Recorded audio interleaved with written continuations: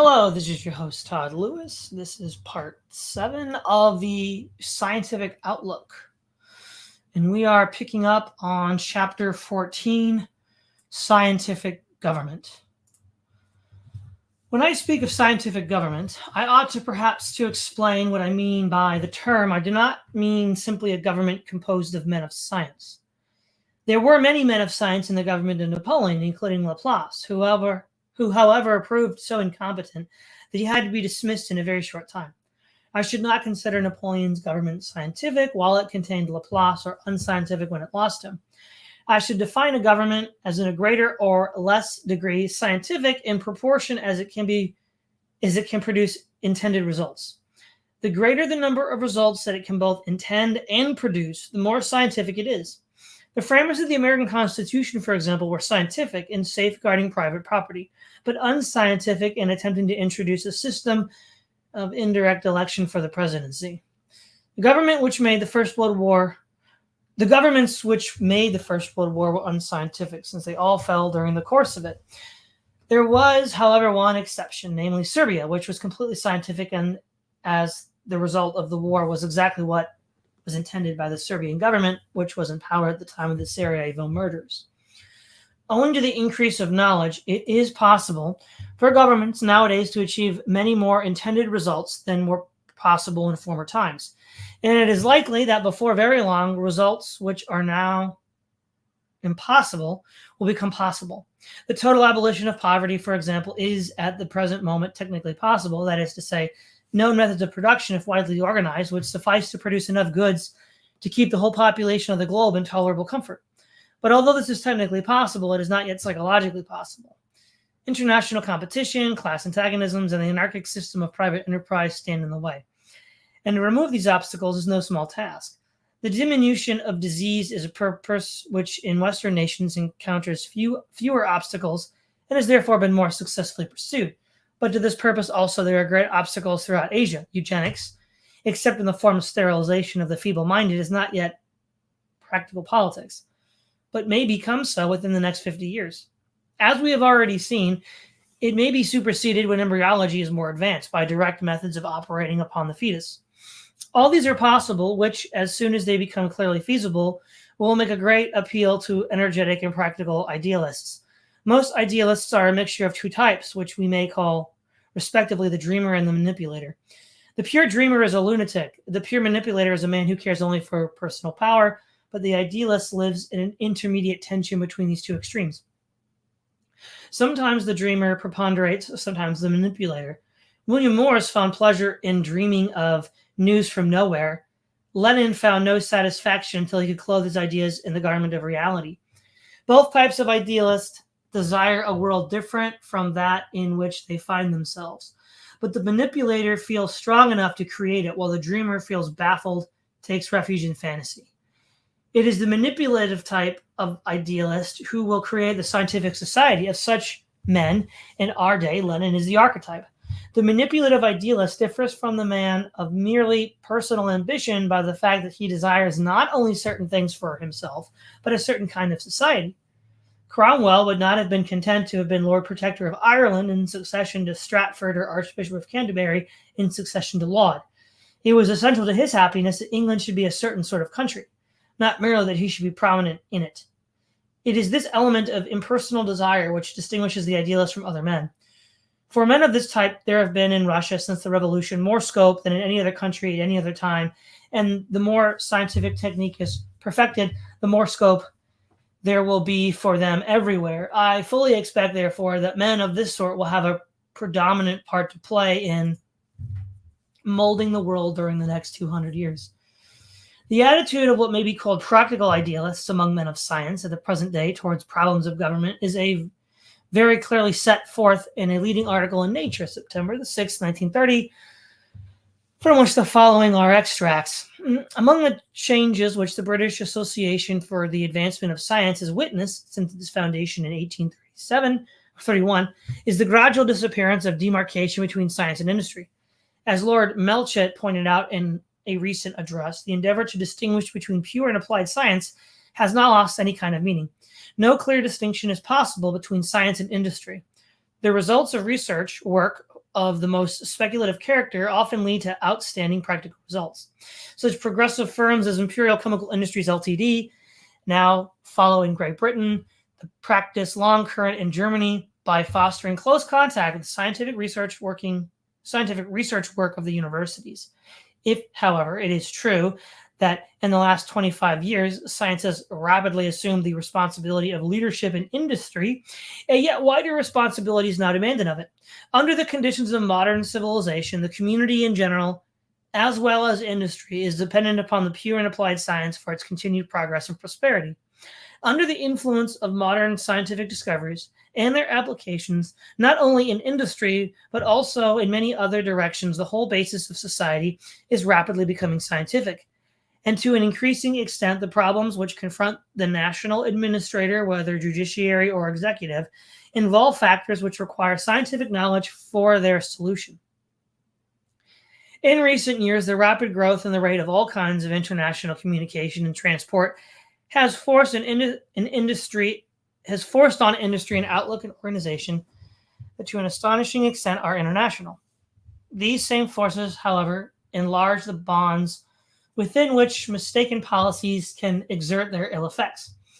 Recent historical research has demonstrated that the difficult racial problems confronting the Union of South Africa today are the result of mistaken policies determined by political prejudices 3 generations ago.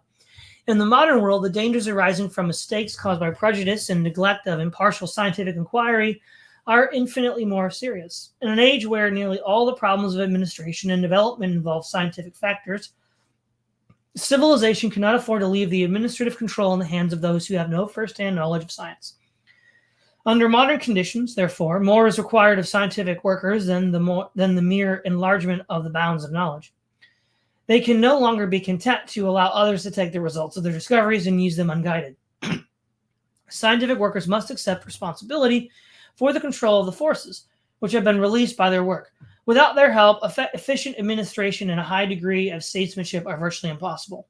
The practical problem of establishing a right relationship between science and politics, between knowledge and power, or more precisely between the scientific worker and the control and administration of the life of the community, is one of the most difficult confronting democracy. The community is, however, entitled to expect from members of the British Association some consideration of such a problem and some guidance as to the means by which science can assume its place of leadership.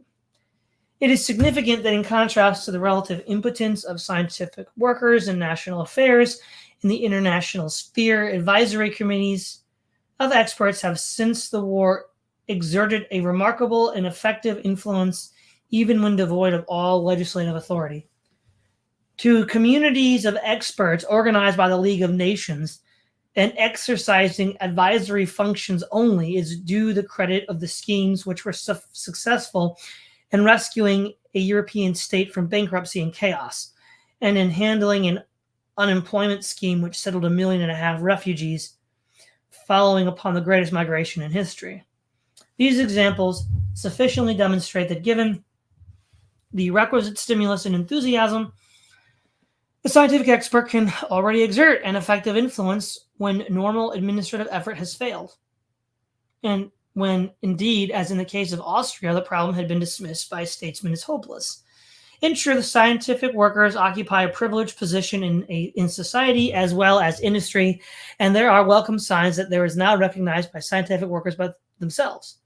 Thus, in his presidential address to the Chemical Society at Leeds last year, Professor Jocelyn Thorpe suggested that the age is at hand in which the changing majorities of governments will no longer be able to determine major policies except in directions approved by organized industry and in advocating the closer organization of science and industry. Stress the political strength to be obtained thereby. The paper to be read before the British Association of the screening of Southend from gunfire is further evidence that scientific workers are accepting the responsibility of leadership in matters of social and industrial safety. Whatever inspiration or encouragement the meetings of the British Association may give to scientific workers in the prosecution of their researches, there is no way in which the association can more fittingly serve humanity than by calling scientific workers to accept those wide responsibilities of leadership in society as well as in industry, which their own efforts have made their inevitable lot. It will be seen from the above that men of science are becoming conscious of the responsibility towards society conferred by their knowledge, and are feeling it a duty to take a larger part in the direction of public affairs than they have hitherto done.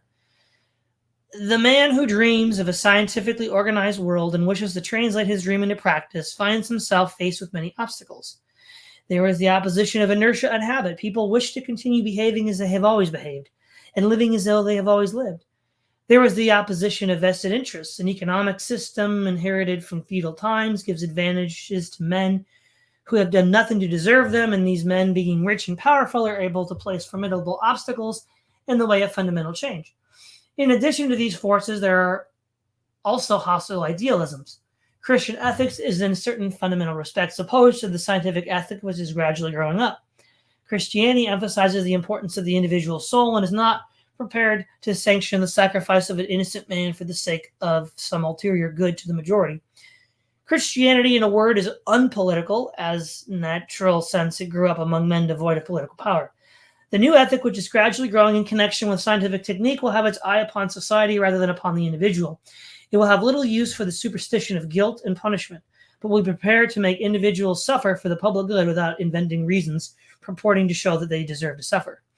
In this sense, it will be ruthless, and according to traditional ideas, immoral.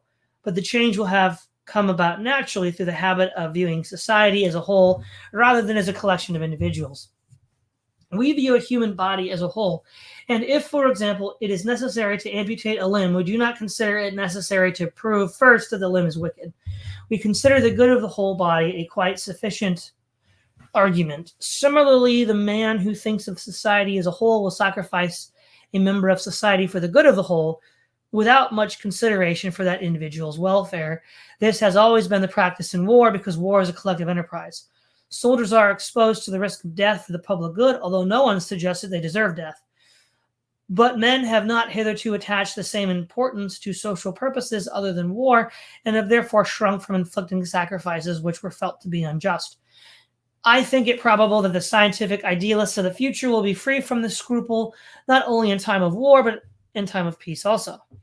In overcoming the difficulties of the opposition that they will encounter, they will find themselves organized into an oligarchy of opinion such as is formed by the Communist Party in the USSR. But the reader will say, how is all this to come about? Is it not merely a fantasy of wish fulfillment utterly remote from practical politics? I do not think so. The future which I foresee is, to begin with, only very particularly in agreement with my own wishes. I find pleasure in splendid individuals rather than in powerful organizations, and I fear that the place for splendid individuals will be much more restricted in the future than in the past. Apart from this purely personal opinion, it is easy to imagine ways in which the world might acquire a scientific government, such as I am supposing. It is clear that the next world war, if it does not end in a draw, will give world supremacy to either Russia or the United States. In this way, a world government will come about in which the men in supreme control will have to delegate much of their power to experts of various types. It may be assumed that in time, the supreme rulers, having become soft, will grow lazy. Like the Merovingian kings, they will allow their power to be usurped by the less lordly experts, and gradually these experts will come to form the real government of the world. Imagine them forming a close corporation, regulated partly by opinion so long as their government is challenged, but chosen later on by means of examinations, intelligence tests, and tests of willpower. The society of experts which I am imagining will embrace all eminent men of science except a few wrong-headed and anarchic cranks. It will possess the sole up-to-date armaments and will be the repository of all new secrets in the art of war. There will therefore be no more war, since resistance by the unscientific will be doomed to obvious failure. The society of experts will control propaganda and education. It will teach loyalty to the world government and make nationalism high treason. The government, being an oligarchy, will instill submissiveness into the great bulk of the population, confirming initiative and the habit of command to its own members. It is possible that it may invent ingenious ways of concealing its own power, leaving the forms of democracy intact and allowing the plutocrats or politicians to imagine that they are cleverly controlling these forms. Gradually, however, as the plutocrats become stupid through laziness, they will lose their wealth. It will pass more and more into public ownership and be controlled by the government of experts. Thus, whatever the outward forms may be, all real power will come to be concentrated in the hands of those who understand the art of scientific manipulation. All this is, of course, a fancy picture, and whatever really happens in the future is likely to be something which cannot be foreseen. It may be that a scientific civilization will be found essentially unstable.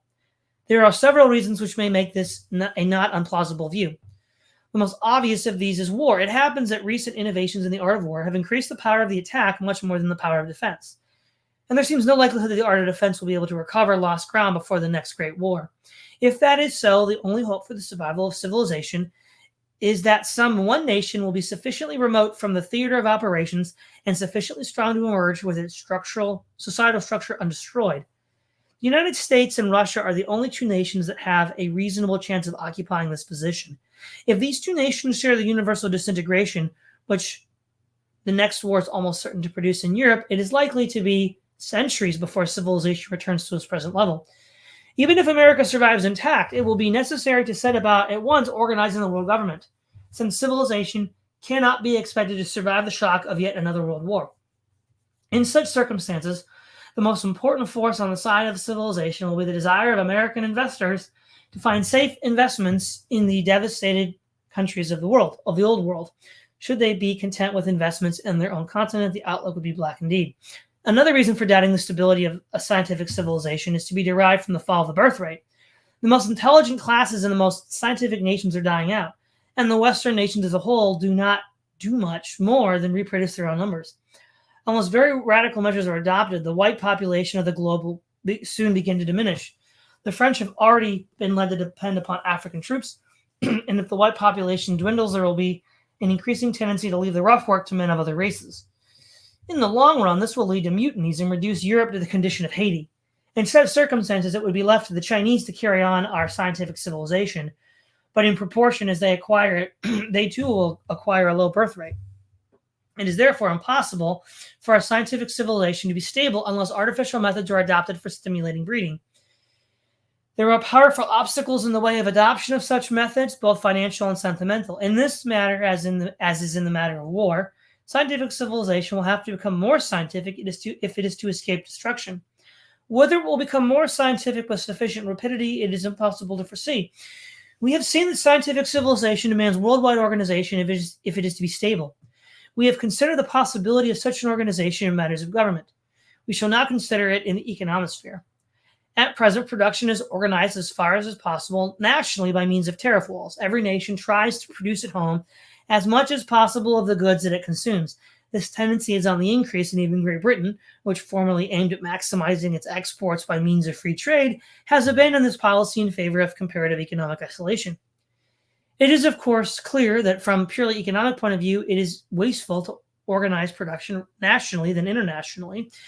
It would be an economy if all the motor cars used throughout the world were produced in Detroit. That is to say, a car of given excellence could be produced with less expensive human labor in that case than it can at present. In a world scientifically organized, most industrial products would be thus localized. There would be one place for making pins and needles, and another place for making scissors and knives, another place for making aeroplanes, and yet another for agricultural machinery. When, if ever, the world government that we have considered comes into being, one of its first tasks will be the international organization of production. Production will no longer be left, as at present, to private enterprise, but will be undertaken solely in accordance with government orders. This is already the case with such things as battleships, because in regard to war, efficiency is thought to be important. But in most matters, production is left to the chaotic impulses of private manufacturers, who make too much of some things and too little of others, with the result that there is poverty in the midst of unused plenty. The industrial plant at present existing in the world is in many cases directions far in excess of the world's needs. By eliminating competition and concentrating production in a single concern, all the waste could be avoided. The control of raw materials is a matter which in any scientific society would be governed by a central authority. At present, the important raw materials are controlled by military power. The weak nation possessed of oil soon finds itself under the suzerainty of some stronger nation. The Transvaal lost its independence because it contained gold. Raw materials ought not to belong to those who by conquest or diplomacy have happened to acquire the territory in which they are. They ought to belong to a world authority which should ration them to those who have the most skill in utilizing them. Moreover, our present economic system causes everybody to be wasteful of raw materials since there is no motive for foresight. In a scientific world, the supply of any vital raw material will be carefully estimated And as the moment of his exhaustion approaches, scientific research will be directed to the discovery of a substitute. But uranium and thorium or any other raw materials suitable for generating atomic energy should be retained in the hands of the international authority. Agriculture, for reasons which we considered in earlier chapters, may have less importance in the future than it has at present and has had in the past. We shall have not only artificial silk, but artificial wool and artificial timber and artificial rubber. In time, when we have artificial food.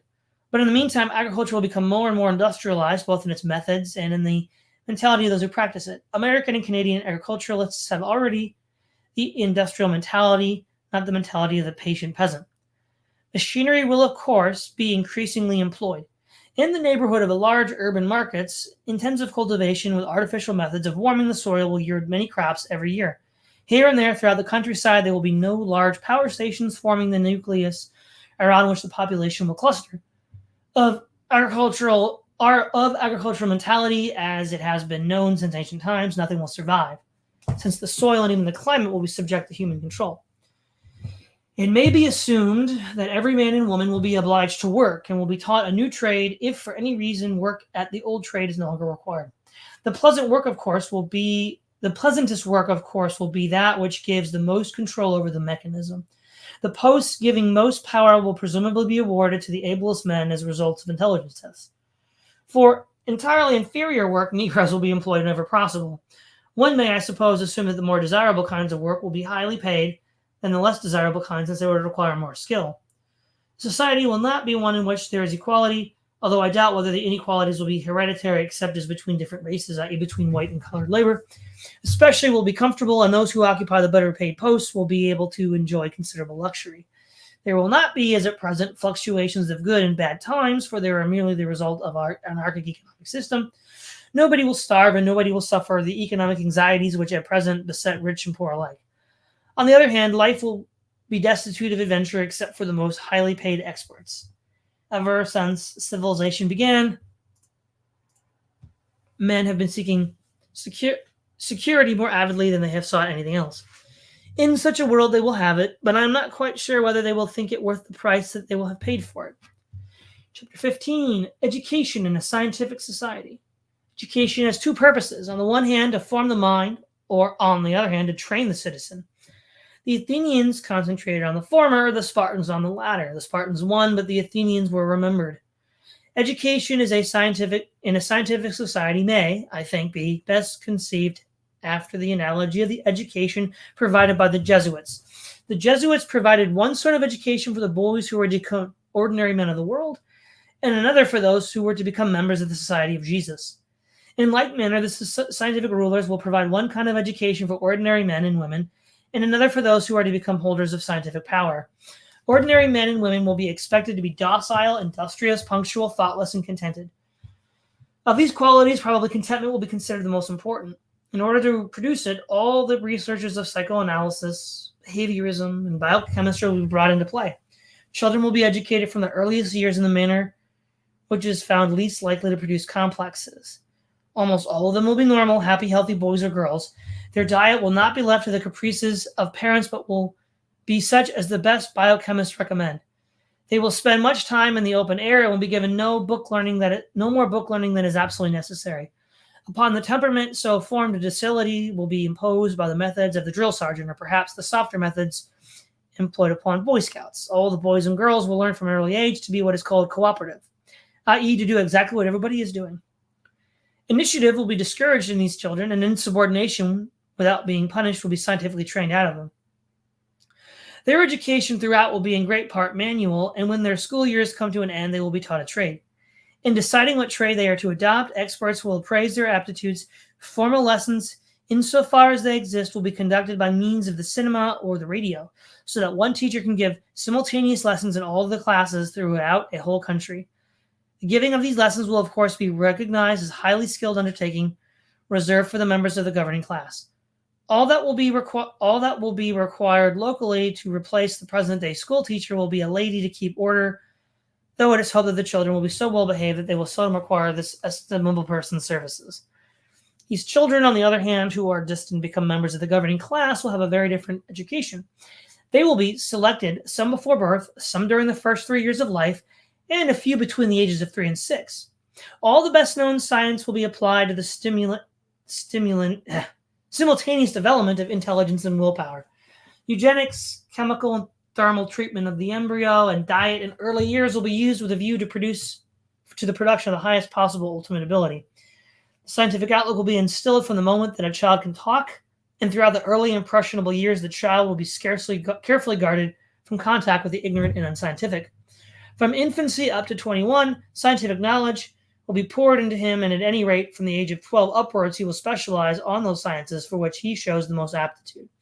At the same time, he will be taught physical toughness. He will be encouraged to roll naked in the snow, to fast occasionally for 24 hours, to ride many miles on hot days, to be bold in all physical adventures, and uncomplaining when he suffers physical pain. From the age of 12 upwards, he will be taught to organize children slightly younger than himself, and will suffer severe censure if groups of such children fail to follow his lead. A sense of his high destiny will be constantly set before him, and loyalty towards his order will be so axiomatic that it will never occur to him to question it. Every youth will thus be subjected to a threefold training in intelligence, in self-command, and in command over others. If he should fail in any one of these three, he will suffer the terrible penalty of degradation to the ranks of common workers, and will be condemned for the rest of his life to associate with men and women vastly inferior to himself in education and probably in intelligence. The spur of this fear will suffice to produce industry in all but a very small minority of boys and girls of the governing class. Except for the one matter of loyalty to the world state and to their own order, members of the governing class will be encouraged to be adventurous and full of initiative. It will be recognized that it is their business to improve scientific technique and to keep the manual workers contented by means of continual new amusements. As those upon whom all progress depends, they must not be unduly tame, nor so drilled as to be incapable of new ideas. Unlike the children destined to be manual workers, they will have personal contact with their teacher and will be encouraged to argue with him. It will be his business to prove himself in the right if he can, and if not, to acknowledge his error gracefully. There will, however, be limits to intellectual freedom even among the children of the governing class. They will not be allowed to question the value of science or the division of the population into manual workers and experts. They will not be allowed to coquette with the idea that perhaps poetry is as valuable as machinery, or love as good a thing as scientific research. If such ideas do occur to any venturesome spirit, they will be received in pained silence, and there will be a pretense that they have not been heard. A profound sense of public duty will be instilled into boys and girls of the governing class as soon as they are able to understand such an idea. They will be taught to feel that mankind depends upon them, and that they owe their benevolent service especially to the less fortunate classes beneath them. But let it not be supposed that they will be prigs. Far from it. They will turn off with a deprecating laugh any too pretentious remark that puts into explicit words what they will all believe in their hearts. Their manners will be easy and pleasant, and their sense of humor unfailing. The latest stage in the education of the most intellectual of the governing classes will consist of training for research. Research will be highly organized, and young people will not be allowed to choose what particular piece of research they shall do. They will, of course, be directed to research in those subjects for which they have shown special ability. A great deal of scientific knowledge will be concealed from all but a few. There will be arcana reserved for a priestly class of researchers who will be carefully selected for their combination of brains with loyalty. One may, I think, expect that research will be much more technical than fundamental. The men at the head of any department of research will be elderly and content to think that the fundamentals of their subject are sufficiently known. Discoveries which upset the official view of fundamentals, if they are made by young men, will incur disfavor, and if rashly published, will lead to degradation. Young men to whom any fundamental innovation occurs will make cautious attempts to persuade their professors to view the new ideas with favor, but if these attempts fail, they will conceal their new ideas until they themselves have acquired positions of authority, by which time they will probably have forgotten them. The atmosphere of authority and organization will be extremely favorable to technical research, but somewhat inimical to such subversive innovations as have been seen, for example, in physics during the present century. There will be, of course, an official metaphysic, which will be regarded as intellectually unimportant but politically sacrosanct. In the long run, the rate of scientific progress will diminish, and discovery will be killed by respect for authority.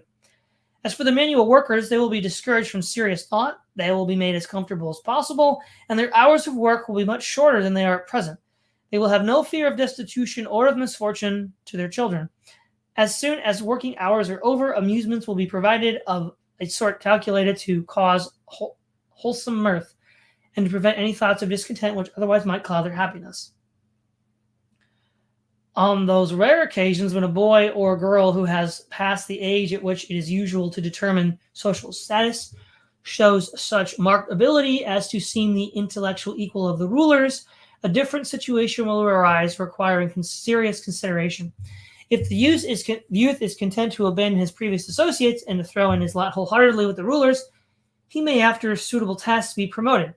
But if he shows any regrettable solidarity with his previous associates, the rulers will reluctantly conclude that there is nothing to be done with him except to send him to the lethal chamber before his ill-disciplined intelligence has time to spread revolt. This will be a painful duty to the rulers, but I think they will not shrink from performing it. In normal cases, children of sufficiently excellent heredity will be admitted to the governing class from the moment of conception. I start from this moment rather than with birth, since it is from this moment and not merely from the moment of birth that treatment of the two classes will be different. If, however, by the time the child reaches the age of 3, it is fairly clear that he does not attain the required standard, he will be degraded at that point. I assume that by that time it will be possible to judge of the intelligence of a child of 3 with a fair measure of accuracy. Cases in which there is doubt, which should, however, be few, will be subjected to careful observation up to the age of 6, at which moment one supposes the official decision will be possible, except in a few rare instances. Conversely, children born of manual workers may be promoted at any moment between the age of 3 and 6, but only in quite rare instances at later ages. I think it may be assumed, however, that there would be a very strong tendency for the governing class to become hereditary, and that after a few generations, not many children would be moved from either class into the other. This is especially likely to be the case if embryological methods of improving the breed are applied to the governing class, but not to the others. In this way, the gulf between the two classes as regards native intelligence may continually widen wider and wider. This will not lead to the abolition of the less intelligent class, since the rulers will not wish to undertake uninteresting manual work or to be deprived of the opportunity for exercising benevolence and public spirit, which they derive from the management of the manual workers. Chapter 16, Scientific Reproduction. Science, when it has once acquired a firm hold upon social organization, is hardly likely to stop short of these biological aspects of human life, which have hitherto been left to the joint guidance of religion and instinct. We may, I think, assume that both the quantity and the quality of the population will be carefully regulated by the state, but that sexual intercourse apart from children will not be regarded as a private matter so long as it is not allowed to interfere with work. As regards quantity, the state statisticians will determine as carefully as they can whether the population of the world at the moment is above or below the number which leads to the greatest material comfort per head. They will also take account of all such changes of technique as can be foreseen, no doubt. The usual rule will be to aim at a stationary population, but if some important invention such as artificial food should greatly cheapen the production of necessaries, an increase of population might for a time be thought wise. I shall, however, assume that in normal times, the world government will decree a stationary population. If we are right in supposing that the scientific society will have different social grades according to the kind of work to be performed, we may assume also that it will have uses for human beings who are not of the highest grade of intelligence. It's probable that there will be certain kinds of labor, mainly performed by Negroes, and the manual workers in general will be bred for patience and muscle rather than for brains. The governors and experts, on the contrary, will be bred chiefly for their intellectual powers and their strength of character. Assuming that both kinds of breeding are scientifically carried out, there will come to be an increasing divergence between the two types, making them, in the end, almost different species. Scientific breeding in any truly scientific form would at present encounter insuperable obstacles both from religion and from sentiment. To carry it out scientifically, it would be necessary, as among domestic animals, to employ only a small percentage of males for the purposes of breeding. It may be thought that religion and sentiment will always succeed in opposing an immovable veto to such a system. I wish I could think so, but I believe that sentiment is quite extraordinarily plastic, and that the individualistic religion to which we have become accustomed is likely to be increasingly replaced by a religion of devotion to the state. Among Russian communists, this has already happened. In any case, what is demanded is scarcely as difficult a control of natural impulses as is involved in the celibacy of the Catholic priesthood. Wherever remarkable achievements are possible and are at the same time such as to satisfy men's moral idealism, the love of power is capable of swelling up the instinctive life of the affections, especially if an outlet is permitted to purely physical sexual impulses. Traditional religion, which has been violently dispossessed in Russia, will suffer a setback everywhere if the Russian experiment proves successful. In any case, its outlook is difficult to reconcile with that of industrialism and scientific technique. Traditional religion was based upon a sense of man's impotence in the face of natural forces, where scientific technique incurs a sense of the impotence of natural forces in the face of man's intelligence.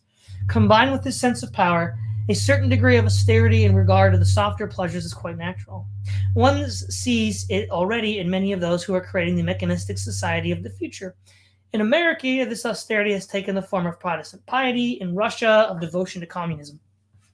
I think, therefore, that it is hardly any limit to the departures from traditional sentiment which science may introduce into the question of reproduction. If the simultaneous regulation of quantity and quality is taken seriously in the future, we may expect that in each generation some 25% of women and some 5% of men will be selected to be parents of the next generation, while the remainder of the population will be sterilized, which will in no way interfere with their sexual pleasures, but will merely render their pleasures destitute of social importance. The women who are selected for breeding will have to have 8 or 9 children each, but will not be expected to perform any other work except the suckling of the children for a suitable number of months. No obstacles will be placed upon their relations with sterile men, or upon the relations of sterile men and women with each other, but reproduction will be regarded as a matter which concerns the state and will not be left to the free choice of the persons concerned. Perhaps it will be found that artificial impregnation is more certain and less embarrassing, since it will obviate the need of any personal contact between the father and the mother of the prospective child. Sentiments of personal affection may be connected with intercourse not intended to be fruitful, while impregnation will be regarded in an entirely different manner, more in the light of the surgical operation. So it will not be thought not unladylike to have it performed in the natural manner. The qualities for which parents will be chosen will differ greatly according to the status which it is hoped the child will occupy. In the governing class, a considerable degree of intelligence will be demanded of parents. Perfect health, however, will of course be indispensable. So long as gestation is allowed to persist to its natural period, mothers will also have to be selected by their capacity for ease of delivery and will therefore have to be free from an unduly narrow pelvis. It is probable, however, that as time goes on, the period of gestation will be shortened and the latter months of fetal development will take place in an incubator. This would also free mothers from the need of suckling their children and will thus make maternity a not very onerous matter. Care of infants intended to belong to the governing class would seldom be left to the mothers. Mothers would be selected by their eugenic qualities, and these would not necessarily be the qualities required in a nurse. On the other hand, the early months of pregnancy might be more burdensome than at present, since the fetus will be subjected to various kinds of scientific treatment intended to affect beneficially not only its own characteristics, but those of its possible descendants. Fathers would, of course, have nothing to do with their own children. They would be in general only one father to every 5 mothers, and it is quite likely that he would never have even seen the mothers of his children. The sentiment of paternity would thus disappear completely. Probably in time, the same thing would happen, but to a less degree in regard to mothers. If birth were prematurely induced and the child separated from his mother at birth, maternal sentiment would have little chance to develop. Among the workers, it is probable that less elaborate care would be taken, since it is easier to breed for muscle than to breed for brains, and it is not unlikely that women would be allowed to bring up their own children in the old-fashioned natural manner. There would not be among the workers the same need as among the governors for fanatical devotion to the state, and there would not be, therefore, on the part of the government the same jealousy of their private affections. Among the governors, one must suppose all private sentiments would be viewed with suspicion. A man and a woman who showed any ardent devotion to each other would be regarded as they are at present regarded by moralists when they are not married. They would be professional nurses in creches and professional teachers in nursery schools, but they would be considered to be failing in their duty if they felt any special affection for special children. Children who show any special affection for a particular adult would be separated from that adult. Ideas of this kind are already widespread. They would be found suggested, for example, in Dr. John B. Watson's book on education. The tendency of the scientific manipulator is to regard all private affections as unfortunate. Freudians have shown us that they are the sources of complexes. Administrators realize that they stand in the way of wholehearted devotion to business. The church sanctioned certain kinds of love while condemning others, but the modern ascetic is more thoroughgoing and condemns all kinds of love equally as merely folly and waste of time. What should we expect of the mental makeup of people in such a world? The manual workers may, I think, be fairly happy. One may assume that the rulers will be successful in making the manual workers foolish and frivolous. Work will not be too severe, and there will be endless amusements of a trivial sort. Owing to sterilization, love affairs need not have awakened consequences, so long as they are not between a man and a woman who are both so long as they are not both a man and a woman who are both of them unsterilized. In this way, a life of easygoing and frivolous pleasures may be provided for the manual workers, combined, of course, with superstitious reverence for the governors instilled in childhood and prolonged by the propaganda to which adults will be exposed. The psychology of the governors will be a more difficult matter. They will be expected to display an arduous and hardworking devotion to the ideal of the scientific state and to sacrifice to this ideal all the softer sentiments such as love of wife and children. Friendships between fellow workers, whether of the same or of different sexes, will tend to become ardent and will not infrequently overstep the limits which the public moralists will have fixed. In such a case, the authorities will separate the friends unless in doing so they will interrupt some important research or administrative undertaking. When, for some public reason, friends are not separated, they will be admonished. By means of governmental microphones, the censors will listen into their conversations, and if these should at any time become tinged with sentiment, disciplinary measures will be adopted. All the deeper feelings will be frustrated, with the sole exception of devotion to the science and the state. The governors will, of course, have their amusements for leisure hours. I do not see how art or literature could flourish in such a world, nor do I think that the emotions from which they spring and to which they appeal would meet with the government approval. But athletics of a strenuous kind will be encouraged among the young of the governing classes, and dangerous sports will be considered valuable as training in those habits of mind and body by which authority over the manual workers will be maintained. Love-making among the sterilized will be subjected to no restrictions either of law or public opinion, but it will be casual and temporary, involving none of the deeper feelings and no serious affection. Persons suffering from unendurable boredom will be encouraged to ascend Mount Everest or to fly over the South Pole, but the need for such distractions will be regarded as a sign of mental or physical ill health. In such a world, there may be pleasure, there will be no joy. The result will be a type displaying the usual characteristics of vigorous ascetics. They will be harsh and unbending, tending towards cruelty in their ideals, and their readiness to consider that the infliction of pain is necessary for the public good. I do not imagine that pain will be much inflicted as punishment for sin, since no sin will be recognized except insubordination and failure to carry out the purposes of the state. It is more probable that sadistic impulses, which the asceticism will generate, will find their outlet in scientific experiment. The advancement of knowledge will be held to justify much torture of individuals by surgeons, biochemists, and experimental psychologists. As time goes on, the amount of added knowledge required to justify a given amount of pain will diminish, and the number of governors attracted to the kinds of research necessitating cruel experiments will increase. Just as the sun worship of the Aztecs demanded the painful death of thousands of human beings annually, so the new scientific religion will demand its holocausts of sacred victims. Gradually, the world will grow more dark and more terrible. Strange perversions of instinct will first lurk in the dark corners and then gradually overwhelm men in high places. Sadistic pleasures will not suffer the moral condemnation that will be meted out to the softer joys, since, like the persecutions of the Inquisition, they will be found in harmony with the prevailing asceticism. In the end, such a system must break down either in an orgy of bloodshed or in a rediscovery of joy. Such, at least, is the only ray of hope to lighten the darkness of these visions of Cassandra. But perhaps in permitting this ray of hope, we have allowed ourselves to yield to foolish optimism, perhaps by means of injunctions, drugs, and chemicals.